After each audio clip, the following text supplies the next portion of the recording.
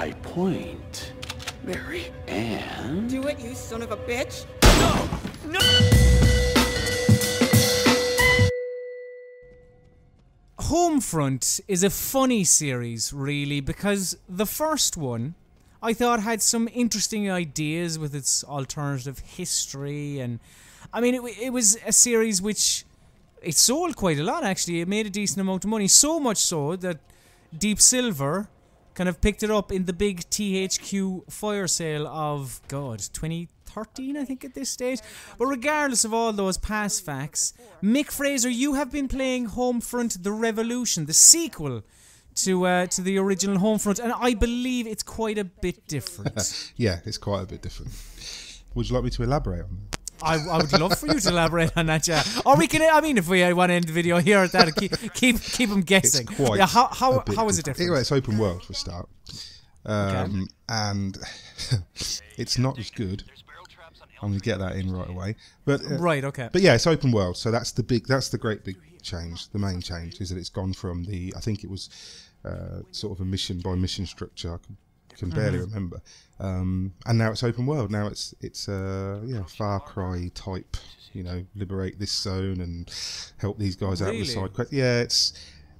Yeah, it's pretty generic, to be perfectly honest. But it's bigger. If that matters to some people, it's bigger. Yeah.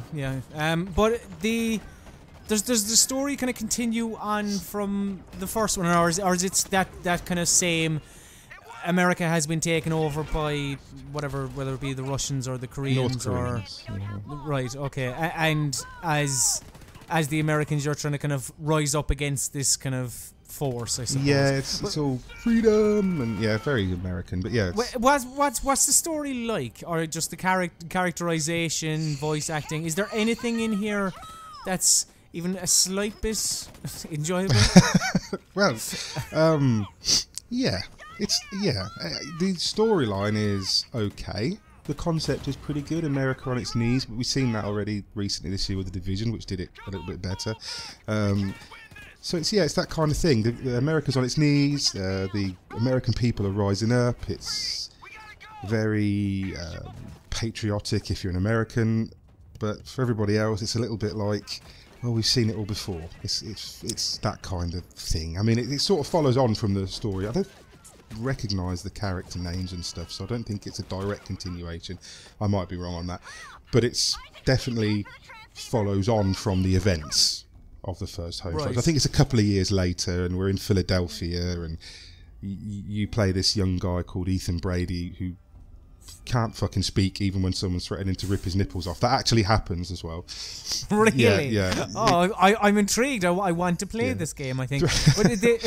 But speaking of playing the game, how does it feel gameplay-wise? Does it like you say the story is kind of take it or leave it? What about the actual act of shooting a gun? Because I would imagine that's about 96% of what you do in Homefront. Well, actually, you probably do about 75% walking to places, and then the rest is shooting. Really? Yeah, there's a lot of walking. It's a big game world. They drop things in the middle of long walks for you to shoot at, but it's a big game world. Pretty much every objective, you look at the objective marker and it's 900 meters away, and you just think, fucking hell. And is it a big game world with fuck all to do? Yeah, pretty much. It's just a big destroyed game world. I mean, there's things to find on the way. You got collectibles and radios to switch on to broadcast a message to the people and that kind of shit. And there's guys, there's checkpoints all over the place with Norks, they call them, which is hilarious if you're a Brit, because what Nork means in British slang. But yeah, there's boobs everywhere waiting to shoot you when you're walking around, and but that's all there is to do. You just shoot people, and the gameplay is kind of a little bit janky. I like the word janky. That really fits what Homefront: The Revolution is. Very janky. Is it kind of just awkward and yeah, it's a little bit clumsy. I mean, I've come off of this. I've been playing Doom a bit this week, and I don't know if you've played Doom, but I haven't yet. Well, it's slick as fuck. So you're coming from Doom into something like Homefront: The Revolution, and it just feels like you've slipped into sort of second gear. And yeah, it's kind of clunky. It's not particularly precise. I don't know if it's buggy or if they're going to patch it at launch, that was today, I think, wasn't it? Launch. So Yeah. Or yesterday, if you're listening to this now. I'm doing the time travel thing again on that. But yeah, so it's... I don't know if they're going to patch it, if they're going to fix it, but it's the shooting is either you shoot a guy 4 or 5 times and think, I'm sure I've hit him, why isn't he dead? Or you think you've missed and he drops like a sack of potatoes. So it's really... that's fucking unforgivable yeah, in my book. It really is, and it's just not very precise. There's not a lot of impact to the shooting, so it's not very satisfying. You never really feel like you're killing motherfuckers like you should in a shooter. Yeah. Yeah, well, very much so. So are the enemies bullet sponges, actually? Like you say, you kind of shoot them 4 or 5 times. Is it not your army shooter kind of thing where you pop them in the head? Well, you can do headshots. There's headshots, but you've got to line it up properly, and that's what's difficult because it doesn't feel very precise. So it's kind of a hit and miss, which is an ironic thing. But it is a bit hit and miss. So a guy could be 5 feet away and you miss him, and you think you've lined up a headshot, or maybe I'm just shit. I don't know, but it's not great to play. Is there because you mentioned the Far Cry aspect? Yeah. I'm intrigued. Is there a sort of a crafting system or something? Actually, that's probably the only really positive thing. That sounds really bad, but that's probably the only original thing. It's not that original either, but you got this weapon modification thing where, because all the weapons are sort of homemade, because you're living in the streets and you're scratching around for bits and pieces to make weaponry with, all the guns are kind of somehow more modular than actual guns that are made in actual factories. So you can,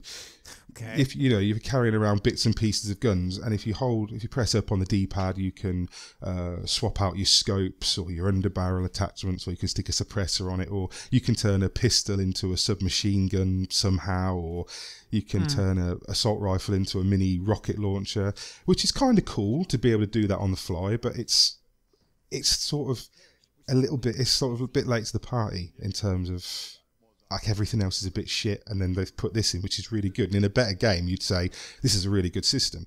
But in Homefront Revolution, you kind of feel like, well, at least this is all right. So is it a case of like everything in here has been done better by almost 90% of every other game? I'd say so, yeah. And that sounds really unfair because I know they're not a great big studio like Ubisoft are, but at the same time, yeah, it's kind of all been done before. If you're going to bring a game like this to the party in 2016, then show it with fucking drinks, because otherwise you're not getting in.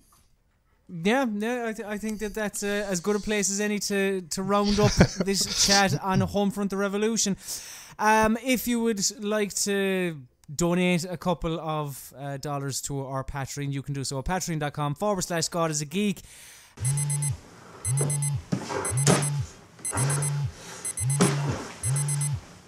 I'm sorry.